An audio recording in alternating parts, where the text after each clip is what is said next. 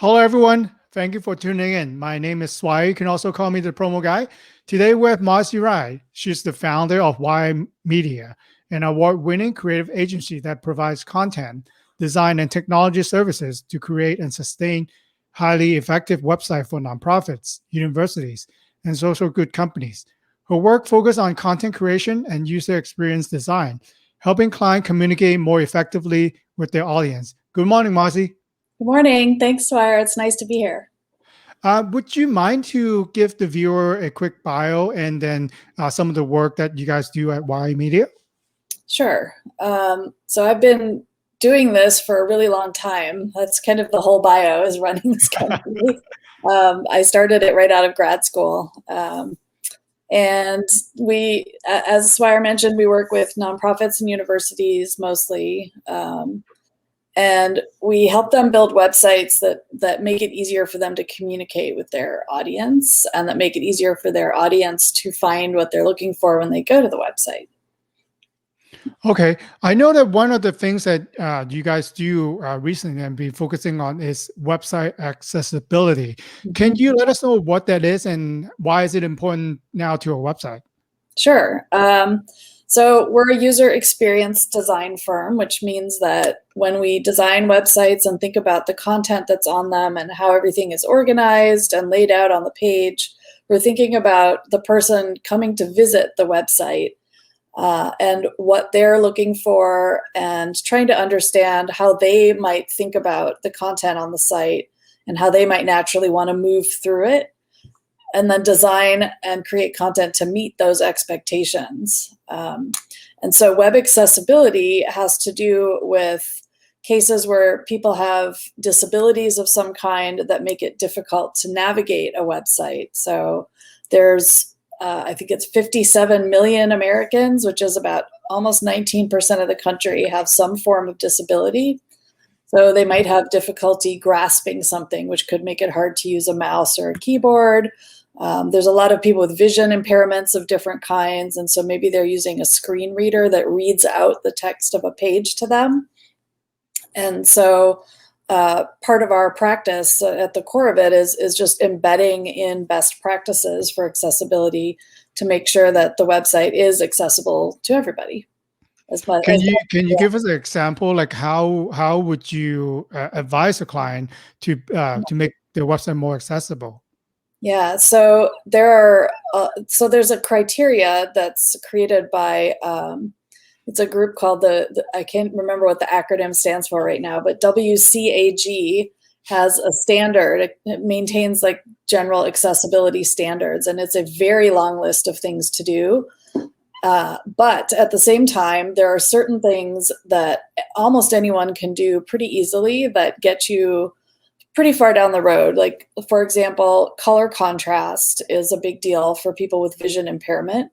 And there's free resources on the internet where you can check the contrast of the colors you're using for text on a background, for example, and make sure that it's high enough contrast for people to read it. And another one is font size. So just having font sizes big enough for people that, maybe don't see so great anymore. And then a third one, I guess, is if you're building a website, make sure that the developers working on it understand what best practices are just for basic HTML structure. Mm-hmm. And that goes a long way too. Yeah, so since you touched on that, let's talk about the best practice for, especially for a small business. Obviously, if you're a small business, you might not have the big budget, right, that a large company might do. And, want to get your take too. Obviously, user experience is very important. We also, obviously, we need to worry about our content creation. And can you also touch on SEO and how you can tie it all in together to make it accessible, looking nice, and then function correctly for a business? Well, it's not super easy, but it's possible. Yeah. So for small business websites, I would say those tend to be more brochure websites where you're coming to just understand what the company does, with exceptions in cases of restaurants or somebody where you're actually ordering things online. a first best practice, I would say, when planning what content to have on your site is try to get out of your own head and your own way of talking about what you do, and try to really understand how your customers think of you and what they say about you. The nice things, not the other things. And then reflect that on your website, you know. And in terms of accessibility, it's important to understand that your website will never be 100% accessible. It's not really possible. There's so many details and there's so many alternatives that for example, it's possible to make the site accessible for a person with a certain kind of disability, and in doing so, make it harder to access for people with other scenarios going on. So accessibility isn't about achieving like an A+. It's more about establishing a consistent practice to try to make it as accessible as you can. One thing, you know, if you have videos on your site, you want to make sure you have closed captions on the videos and or a transcript available. So, and that's for people that can't hear well, they might rely on that. Right now it's easier with YouTube and Facebook. You know, if you mute the audio, you actually, you know, get out the transcript by itself. So it's, you know, technology comes a long way. Right, definitely. Yeah. And I think a lot of the video services now make it pretty easy to have closed captions or transcripts too.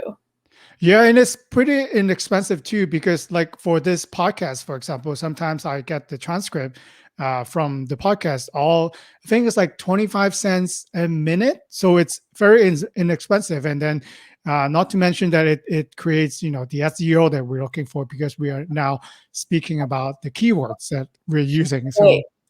Oh yeah, and you'd ask me about that too. So with the content, so I mentioned earlier, trying to make sure that the HTML structure is built correctly, and some of what that means is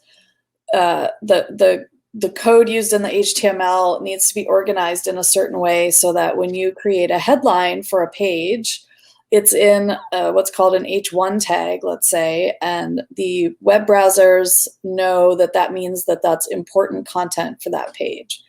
And then there's a hierarchy of code for that. And so when your page is set up right and is tagged correctly like that, and then if you're writing a headline that uses keywords because you've done some SEO keyword research and you know what good keywords are for your business, then you're putting them in the right place in the code, and that helps the little SEO robots that come crawl your site find the right content and understand that it's relevant and important. I think it's kind of always challenging to balance, you know, as a small business owner, myself included. I want to have all the information on the website, but then as a user, when I talk to a designer, obviously they'll advise me that, you know, you don't want to put that much words on the website. No one's going to read it besides you, right? So I think, you know, like you mentioned, we got to think about the people, the visitor who are coming onto a website. Do they care and want to read about those information? You know, they're not you. They don't need to know as much as you do. You know, they need to have an idea of what the service or products that you have. But then if they want to read more, you know, maybe you have it available as a Word document. You know, they could read all the text, all the technical details on it. So is it always challenging to balance the design and, you know, how much information the client wants to put onto their website? Yes, that is a very common problem. And you stated it very well. The business owner wants to tell everything, and the people coming to the site usually have an agenda that is not, and it's not to learn everything about you. So I think of it as layering content, where if someone were to come to your site for 30 or 60 seconds and spend that much time on it, if they're skimming through your pages, which is how most people read, and I put that in quotes these days, what are they going to get? You know, are they going to get the main thing that you want them to know about you? And then if that's enough to keep their interest so that they stay on your site longer, then are there pathways for them to click into more content and more content? And so I like to think of it as layering, where if they don't click anything, they at least get a good first impression. And then if they click the next level, they get a little more detail on a specific topic that interests them. And then you could have even a third level where they click into even a longer page. And another challenge is there's a tension between a good user experience and what some of the SEO experts want. So often I'll see SEO teams want you to put a lot of words on your page because it's good Mhm. for SEO, but people don't want to read it. And so one solution that I've seen that works pretty well is at the top part of the page, you don't have a lot of words. You have it more skimmable content, headlines, bullet points, images. And then as you scroll down the page is where you start adding all the extra SEO text. Okay. Because not everyone's going to scroll down there. Like if they do, then they are more interested probably in reading more. So. And I think the design of the website, the flow, as you call it, is important too. Because if, let's say, I want to click to see a tennis shoes, for example, at the first picture, I expect to see a tennis shoes. I don't want to see words. So maybe I want to see words, down below, like you said. But then when I click on something, I want to see that thing. Yeah, exactly. That's right. So wanted to ask you the approach because, as a small business, sometimes we use a DIY approach. We do it ourselves, right? Yep. There are software obviously can be done inexpensively. And also versus hire a designer, which will be like a freelance designer that can help build a website. And obviously to hire a design firm, which will help you to develop the strategy, to create the custom graphics and put it all together for you. Can you touch on each one and let us know how we should consider it for our websites? Yeah. So we always tell our clients, let's start small. Let's not try to do everything at once. And so when you're trying to figure out, should I do it myself? Should I hire a freelancer or a designer, or should I go for like the agency treatment? Try to really think about what is the most important thing that you need the website to do for you right now. And, and then think about the investment of time or money you're going to make on the DIY to agency spectrum. And does that make sense to you? If you're going to hire a freelancer instead of doing it yourself, is the fact that you're saving that time for yourself to do something potentially more valuable, is that worth what you're paying them? And it may be, right? They may have expertise in web design that you as the business owner don't, and can be more efficient. And then meanwhile, you can go do something else. That being said, not everyone can do that. And sometimes it does make sense to just do it yourself. And especially if you have if you just need a very simple, as I called it before, like brochure style website where there's no fancy interactivity. Maybe you're not selling anything necessarily. There's companies like Squarespace and Wix, WIX, that you can make your own website really easily. And it's, I don't know, $20, $40 a month or something like that. They have a drag and drop interface. You can choose from a bunch of really nicely designed templates and sort of customize them with colors and font changes and different photos. So, those are good DIY solutions. Some people want to get really into it and build their own WordPress or say Shopify site, and that's possible, but then that requires some certain level of technical ability with those platforms. And then for the agency side, I would say that is, what you mentioned earlier, Swire, when you're really wanting someone with website and content strategy experience who can help you really connect what you're doing with your audience, understand what your customers are doing when they come to the site, what they want, identifying all those sort of strategic goals, and then embedding that into the content creation and the site design, tying in SEO, getting your Google Analytics working so you can track some user behavior, and just getting a lot more of it done for you as well. Yeah, the follow-up question I have for that is, and thank you for explaining to everyone, how much of a website should we do? Like, let's say we spy on our competitor, right? We look at their website, we see what they have is nice that we want to have, what they have that we don't like.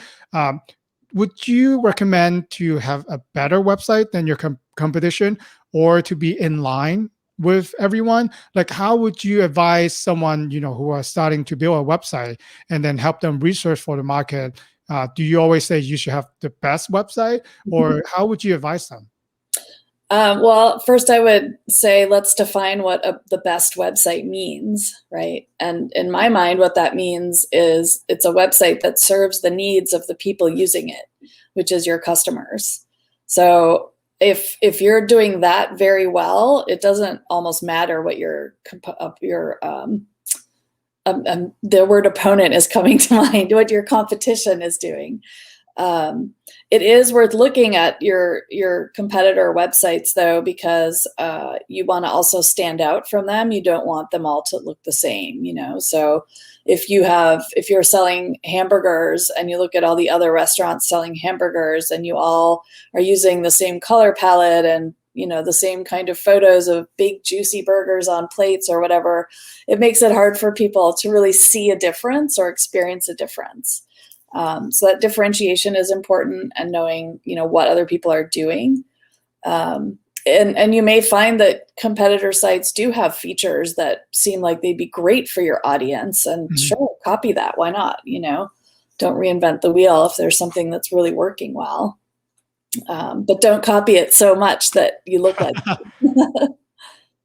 So what would be a cost for building a website? Because we touch on a lot of things there. So obviously it depends on what you need. Are there a general sense that you advise and, for building a good functional website for a small business? Mm-hmm. Wow. I mean, the range is huge, $5,000 to $300,000, let's say, or more if you're getting into university websites and things like that. For a small business, I would think it's certainly not $300,000. It's maybe like 60 and down, something like that, depending on the size of the business and what kind of business it is. If you have sales processes or workflows that people need to do on your website that's part of your business, that adds complexity. Versus the brochure site I talked about before, which are usually like 10-page websites that just explain what the company does and provide a way to contact them. So whenever you're adding, like if you have Shopify, if you're selling products, you're adding a lot of complexity. People need to be able to find the right product, maybe choose from different colors or sizes, and all of that has to be programmed and planned. And so any increase in complexity is going to have an increase in price, basically. So again, I would go back to saying, what is the main thing you need your site to do for you right now, and what is worthwhile for you to invest in making that happen. And then build the best site you can with that investment. And again, start small. Don't try to build a website that has everything and does everything all at once. Start with like the core essential stuff. See how it goes, see how people use it. Maybe 6 months later, 3 months later, take another pass at it and enhance it a little bit. Because often if you try to build a site that just does everything for everyone, you've gone overboard, and you'll find that some of the things that you built nobody cares about or wants, and then now you've just spent all that money for nothing. Yeah, sometimes it's challenging too, because obviously you will look at what your competitions are doing. Like, you mentioned the example, but then, like you said, and it's true, some businesses might not need a full-blown website to start. I think you start a business is to start, right? Maybe you're adding features and your products afterwards. So with your help, then you could probably help them to plan on maybe in 6 months, a year, or 5 years, right? These are the potential categories that you can add, or maybe you can add blogs, or you can add a shopping cart, or whatever that it is that works for them. So to start, it might just be a simple, brochures, maybe to contact us. Then you could get it up and running. Not to mention that you could use social media to help you. Maybe all your pictures can be on Instagram or Pinterest, or send them on a Facebook group that already have the interface, that you don't need to have it all on your website. So would it be a strategy that you would suggest them to do to incorporate the website and social media? Yeah, for sure. It's kind of part of what I said before about starting small and starting with the essentials. Certainly, if financially, it might make a lot of sense to leverage, like a Facebook group instead of trying to get people to communicate on your website. Things like that. And then you can use social media to send people to your website. I think it is important to have one that looks professional. Often that's the first experience people will have with your business is they go to your website to just kind of check you out, see if it feels okay to them, see what it looks like. So just having something that looks like it was planned and thoughtful and professional is good. And then if you're pairing it with social media, making sure that everything is sort of aligned in the look and feel so that it feels consistent to the customers. You know what I mean? Like keeping your brand identity consistent, all the fonts and colors and logos and all of that stuff. Yeah, I think that's when a good designer and design firm like you will come in handy, because a lot of people, they will do their website and they will do other things, and then when they go on social media and when they do promotional product with us, they go with a completely different color scheme They go that it crazy. is on the branding, and it kind of drive you crazy sometimes. You try to explain it to them, but then there were no plan for design or branding guide in place, so it's all over the place. So they might appear to be something different on Facebook, right? When you go to Instagram, it's different, and then they go to your website, it's all different. So how would you advise people, like how would you design it so then when they go to do their social media, then that they are within the design area that they should be in? Yeah, so every company should have some sort of standards for what their visual look and feel is. Um, and sometimes it's very simple. It's like, here's our three main colors and here's the font that we use everywhere. Sometimes it's a detailed book that has all kinds of scenarios and examples of what kind of styles of photos to use. More intense ones will get into content as well and talk about text, like tone of voice and messaging points to hit on. And the thing about consistency is that, again, it goes to the expectations of the person, of your customer that you're trying to attract. So if they see something on Instagram that looks a certain way and they click it and it goes to your website and now everything looks completely different, they're confused, they're maybe frustrated, they're maybe annoyed, and these are not emotions that you want people to have in association with your company or your brand. You want them to click it and then think, oh, satisfaction, that's what I wanted, or excitement, oh, this is better than I thought. And so keeping visual consistency helps sort of manage the expectations that, yes, I did the right action, I clicked the right thing, I've ended up where I thought I was going to go. And then, that takes away the negative feelings that can happen when something just is confusing or not living up to the expectation. I want to ask you this question, since I know you're a professional working on this for a long time. I've talked to small business owner. They have business, right? They're not struggling and want more business, but their website was designed. You can tell with the look of their website, it's done many years ago. So when would you suggest a company to redesign or tune up their websites? Because I'm getting business, I'm fine with what we have. So why do we need to update our website? Sure. This is one of my favorite questions. So I am an advocate for never do a redesign again. And because the best way to manage a website is like it's a garden that you're growing, where you tend it on a regular basis. You're looking at it every month or every quarter. You're understanding what people are doing on it, and you're making small incremental changes as you go along in response to that. Also in response to technology changes. So, upgrading the technology on a regular basis and things like that kind of helps your site evolve over time and not get stale or old looking. That doesn't solve the problem of sites that are that way now. So if your site is that way now, I mean, if you're happy with it and your business is doing fine and you don't want to spend money on it, okay. Eventually your site is going to break and not work anymore if you don't do at least minimal technical maintenance on it. So at some point you're going to need to update it. And then, you know, if I don't know, if you really don't want to, I don't know how to say that you should, but you know, if you're going to, then it's worth thinking about, again, like, how do you want to approach it? The DIY, the freelancer, the firm, what do you want to invest in it? You know, if it's old, but your business is doing fine, you maybe just want to give it a little polish so that it looks more modern, and maybe make it easier for you to maintain it. So often in my experience, what that means is getting rid of a lot of content. Older websites will tend to have a lot heavier content on them than newer ones. And so you can simplify a lot of things by just getting rid of a lot of it if you can determine that no one's really looking at it or interested in it.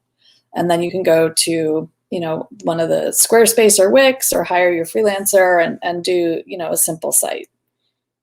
Yeah, I love you comparing doing a website to gardening. So I could totally relate to that. Like it's springtime now. If you don't tend your garden and pull the weeds, it's gonna overgrown and you're gonna Mhm.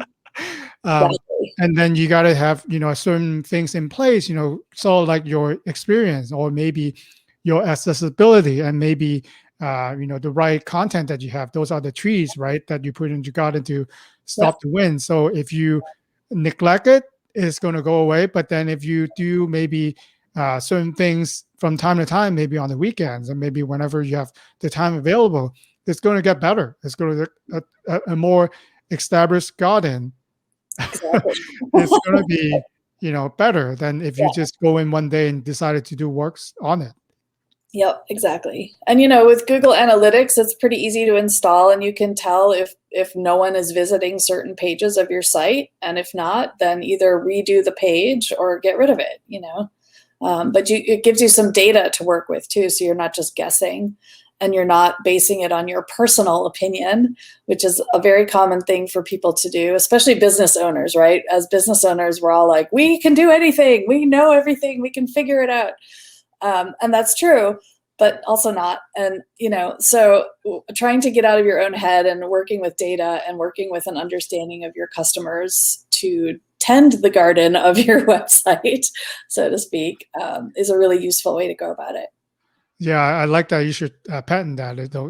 Doing gardening on your website. So, uh, so let me ask you a big question, and let's tie it all in together. So, where do I start? So, with all the information, let's assuming you know we wanted to change our website and to make it better.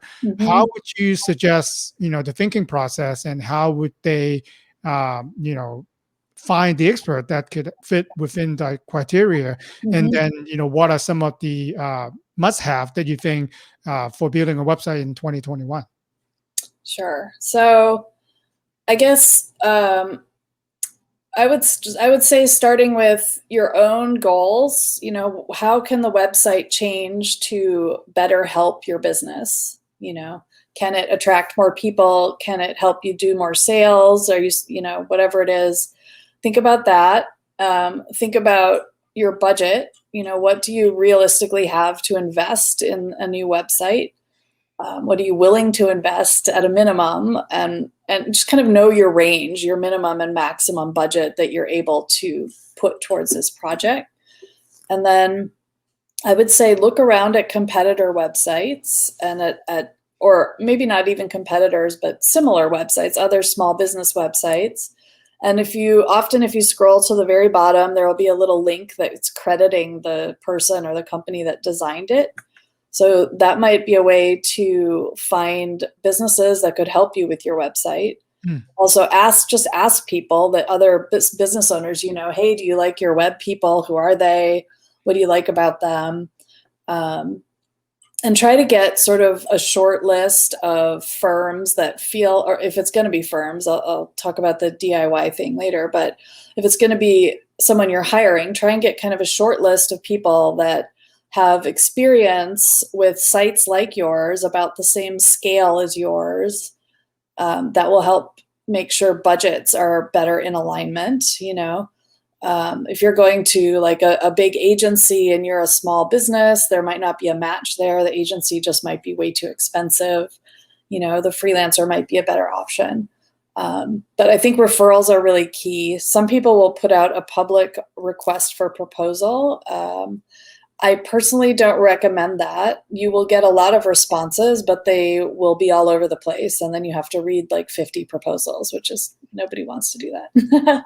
So try and get referrals for a short list of people that are aligned in the sense of budget, scale of website, and that kind of thing.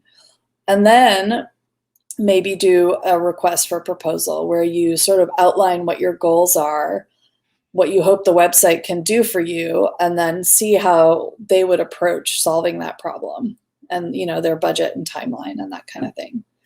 And I know people don't like to do this, but I really recommend telling them what your broad budget range is to help get that fit.